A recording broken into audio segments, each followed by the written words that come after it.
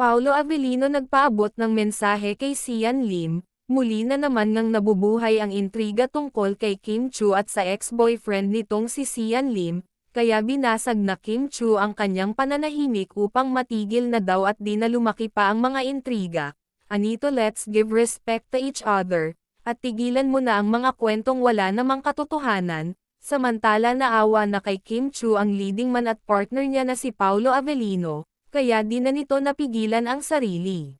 Anito, tigilan na ni Sian Lim ang Chanita Princess dahil may pinagsamahan naman sila.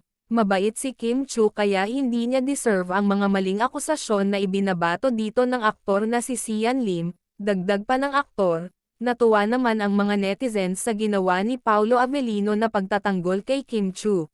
Ayon sa mga ito, dapat manahimik na lamang si Sian Lim at matagal naman na silang tapos.